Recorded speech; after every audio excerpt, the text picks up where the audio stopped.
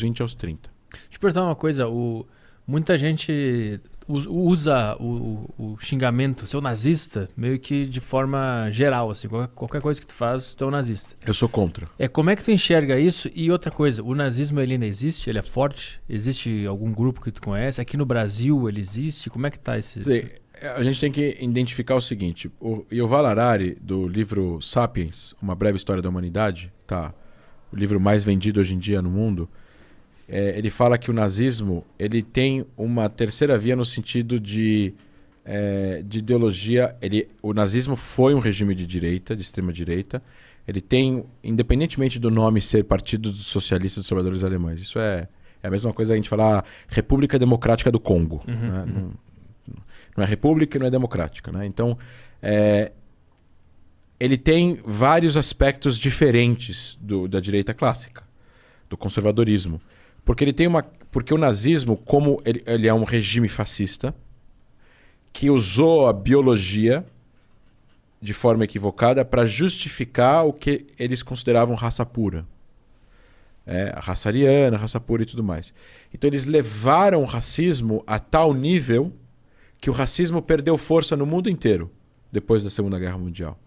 Porque o racismo era algo bastante normal, entre aspas, infelizmente, na Austrália, no Canadá, nos Estados Unidos. Tinha vários países que os negros não podiam votar, os aborígenes na Austrália não podiam votar, não tinham direito a nada.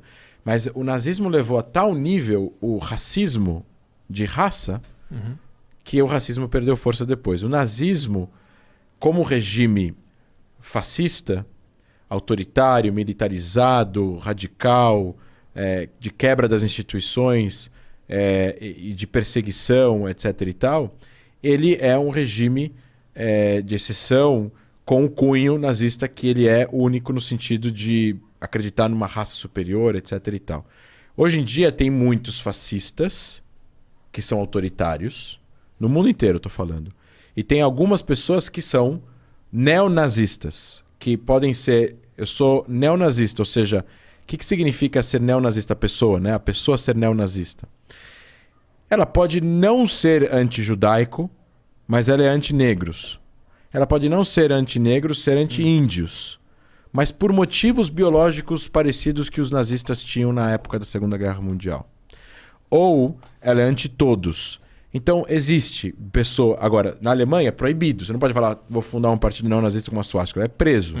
Então você tem formas de caminhar com outros nomes e tudo mais. Mas tem... Arthur, eu tenho uma convicção de que a história ela é cíclica. Existem pessoas... Sempre vai existir racismo, infelizmente, preconceito, perseguições, intolerância, etc. e tal. O que depende da sociedade é como ela faz as suas verificações e as suas... eu nunca lembro como falar overview, né? Fazer a sua... Visão geral? Fazer a supervisão para poder evitar que isso aconteça. E as pessoas que são formadores de opiniões e líderes têm que dar o exemplo, porque discursos criam coragem nos outros de exercerem o seu radicalismo, seja ele qual for. Discursos de líderes políticos, de líderes religiosos e de formadores de opinião atingem pessoas que podem eventualmente fazer ações por causa de discursos que eventualmente nem tiveram intenções de fazer.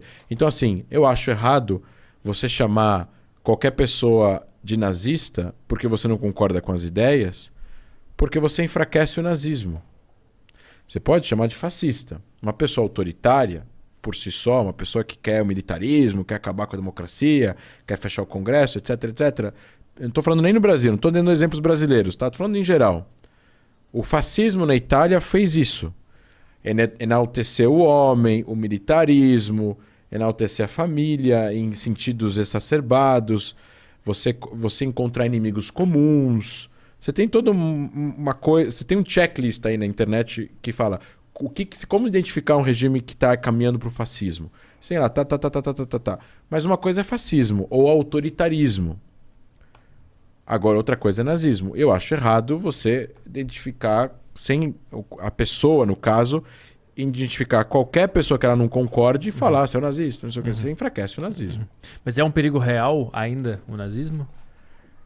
Não, de acontecer o que aconteceu? Eu digo porque tem muita gente que chama todo mundo de nazista e eu não sei até que ponto isso é um perigo real de que existam pessoas que ainda estão nessa vibe de querer que isso aconteça de novo. Vão parar de perseguir. chamar quando as pessoas começarem a eu entrar acho que judicialmente também. existe uma minoria não muito pequena de pessoas que gostariam de implementar regimes autoritários no mundo. Não especificamente a ver com o nazismo. Não especificamente Entendi, no nazismo. entendi. Mas eu acho que existiriam em várias democracias, se você fosse fazer uma pesquisa de opinião, uma porcentagem não pequena de pessoas que, se pudessem, implementariam regimes autoritários. Acabariam com... De um lado ou do outro. Pra defender aquilo que ela acredita. De um lado ou do outro. De um lado ou de outro. O que aconteceu com... De um lado. Uhum. A gente dá... Você tem Nicarágua e você tem a Hungria. São regimes autoritários. Que a democracia já está quase... Turquia. Bielorrússia? Agora, Pela Rússia. assim, você estava falando que a história é cíclica, né? E aí a gente tem esse exemplo agora de um grupo voltando ao poder depois de 20 anos, encontrando uma realidade mundial muito diferente. Você acha que, diante de... Porque aí também o mundo mudou, entende? Tipo, não tinha internet como a gente tem hoje, acesso às redes e tudo mais. Também não tinha uma liberdade sexual que a gente tem hoje há 20 anos. Então, a pergunta que eu quero te fazer é, você acha que cada vez que essa retomada cíclica volta e esses grupos mais extremistas voltam, a tendência é, ok, já que se mudou tanto, vamos flexibilizar um pouco pra gente continuar tendo poder, ou... Já que está desse jeito, a gente tem que vir mais forte para voltar tudo como era. Você acha que a tendência é flexibilizar ou vir mais radical? Mais radical. É que tem exemplos para os dois lados. Você poderia usar a história para falar que pessoas que saíram do poder e voltaram mais light, ou saíram e voltaram mais forte. Eu acho que no primeiro momento o Talibã vai voltar mais... Não é moderado, mas ele não vai voltar mais Cuidadoso, forte. cauteloso. Porque ele não quer perder o poder. Ele não vai querer perder o poder. E o mundo está de um jeito que, se eles começarem a pisar na bola, no sentido de matar geral, prender geral, vai ter um momento que os países não vão conseguir ficar calados e quietos. Eles vão Porque ficar... a população também vai cobrar, né? Não, é exato. Se você começar a ver um genocídio acontecendo lá, não que o mundo se animou para, infelizmente, fazer alguma coisa para combater o genocídio de Darfur ou de Ruanda, mas os olhos todos estão no Afeganistão, o país mais famoso e mais falado do mundo hoje em dia. Então, se eles começarem a usar do uso da força para poder usar de vingança ou matar um monte de gente, eu acho que eles vão acabar pagando um preço mais alto do que eles querem pagar, porque eles querem ter relação, eles querem ter economia, eles querem ter grana, porque eles querem conquistar os objetivos religiosos deles lá, nesse primeiro momento. Então talvez eles até consigam justificar o porquê que eles não vão agora ir atrás de um monte de gente que eles vão dar anistia, entre aspas, entendeu? Uhum. E talvez daqui a 5 anos, 10 anos, na calada da noite, eles façam uma varredura. Certo.